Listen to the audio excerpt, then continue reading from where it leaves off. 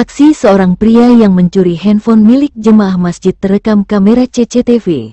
Dari informasi yang dibagikan akun @momomedsos, pria itu beraksi di sebuah masjid kampus dan korbannya adalah seorang mahasiswa.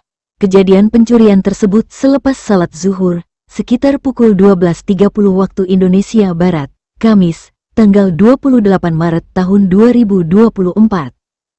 Dalam rekaman video yang beredar, tampak seorang pria yang masih muda mengenakan kaos oblong abu-abu rebahan di dekat sebuah tiang masjid.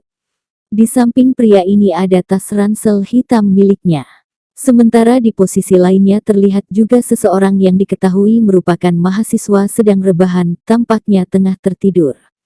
Pria berkaus abu-abu ini kemudian menoleh ke samping atas di mana mahasiswa sedang rebahan. Di samping mahasiswa itu tampak tas dan di atasnya tergeletak sebuah handphone.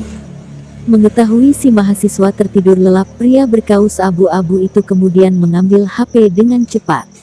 Namun demikian HP itu tidak langsung dikantonginya, melainkan ditaruh di lantai yang dialasi karpet dekat tiang. Setelah menoleh sekelilingnya, pria muda berkaus abu-abu ini langsung mengambil HP yang tergeletak di karpet dan membawa ransel hitam miliknya lalu pergi. Setelah videonya viral diunggah di beberapa akun media sosial, kini pria tersebut berhasil diamankan.